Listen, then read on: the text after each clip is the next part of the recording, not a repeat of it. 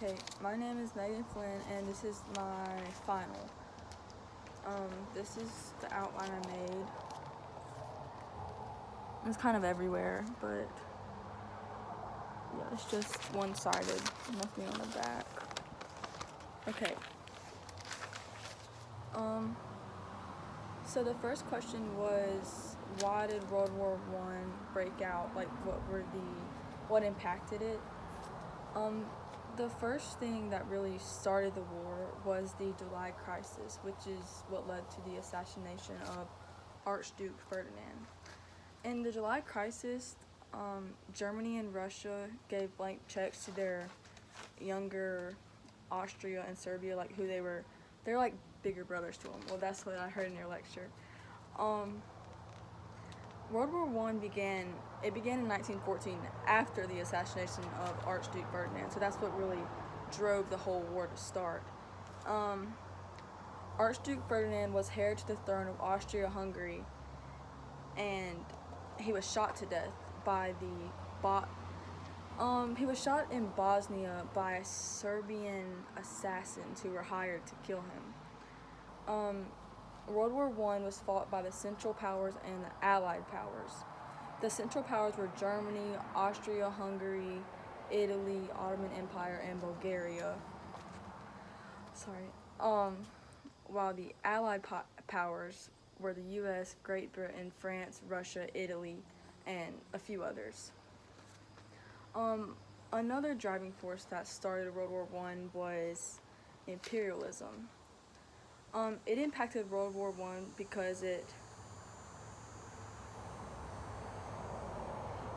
made the alliances stronger, like changed them around and reformed them, and expansionism made the tension between the different nations grow stronger. It grew between Germany and Britain. That was probably the most had the most tension, and it formed anti-German alliance in Europe. So mostly every nation was against Germany. That's another thing that really drove the war. Everyone hated Germany and they needed to fight. Another thing that impacted World War I was the rise of nationalism. It rose in the Balkans, and that's one of the things that led to the assassination of Archduke Ferdinand. They wanted to establish a greater Serbia, so make it better for all the Slavic people in the area and get rid of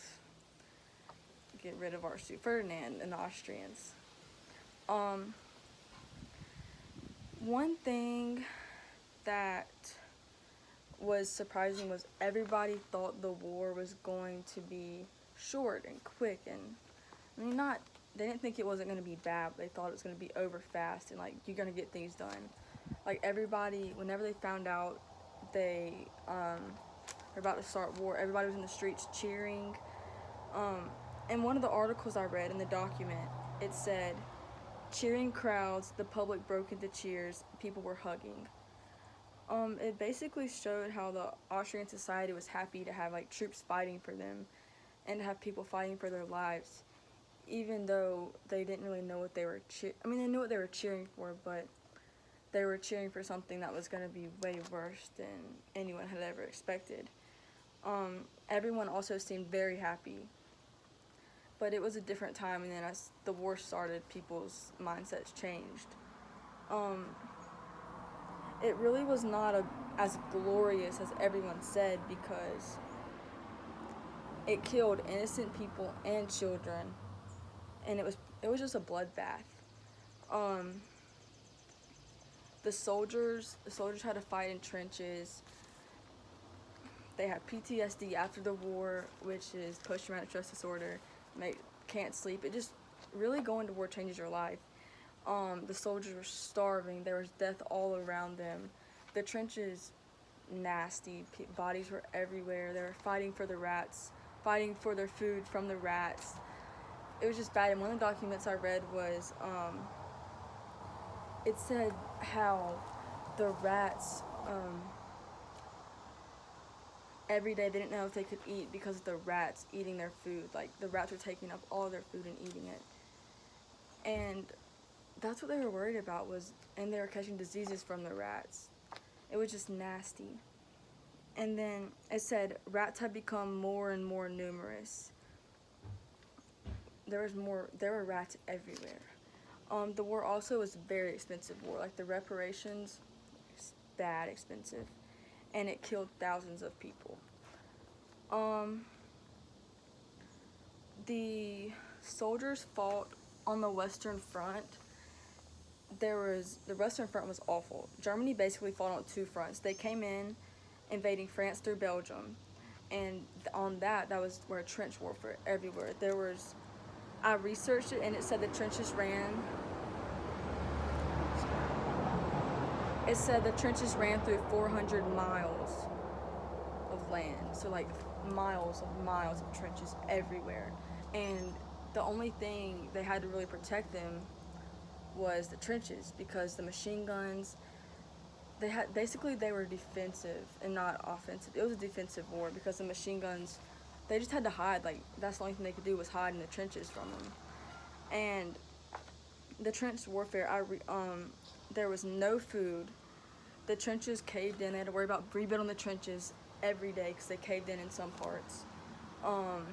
And the dead bodies, the smell of the dead bodies. And one of the documents I read, it said, it was talking about the dead bodies and the smell and how it made soldiers sick. And then it also talked about how when they were training their recruits to fight in the trenches, they didn't really have time to actually train them, so the recruits were just dying and they couldn't do anything about it. Like they would just walk out there and basically walk to their death. And I thought that was pretty sad because they didn't have a chance, like even when it started. In the movie, I watched a movie called Paths to Glory for the class. I've also seen it before a while ago. My dad made me watch it. But it was about France and Germany fighting, and in the movie it really depicted how muddy and nasty the battles were, and it showed the bodies of soldiers, just like people were just laying around dead bodies everywhere, and the soldiers were fighting with dead bodies right beside them. It was really terrifying, and I couldn't imagine what the soldiers were going through because they were scared every day for their lives. Like they lived in horror. Previous wars, what made World War I different from previous wars was it was during an industrialized age. So it started off with like trench warfare, and like the later in the war, the technology obviously grew, like new weapons and vehicles. Poison gas was around, but really the machine gun is what drove the war to be different than other wars, because like I said before, the soldiers really didn't have a choice but just to hide. So that's why the trenches came in handy, was because they hid in the trenches from the machine guns because they were terrified, because you can't really run from a machine gun.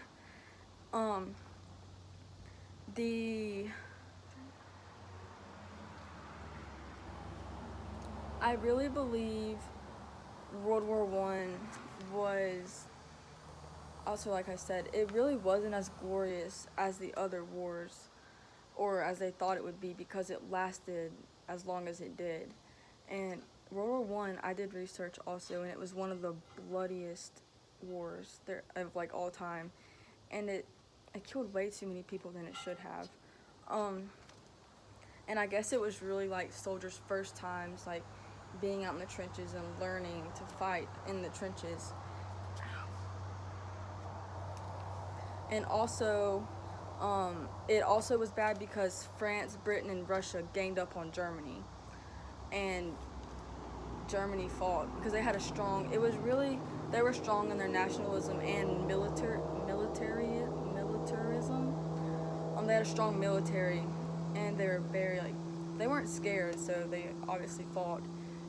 But it was just a bad war, and that's pretty much all I had about the impacts of World War I. I was researching a lot, and it pretty much said what we went over in the lectures and on the review.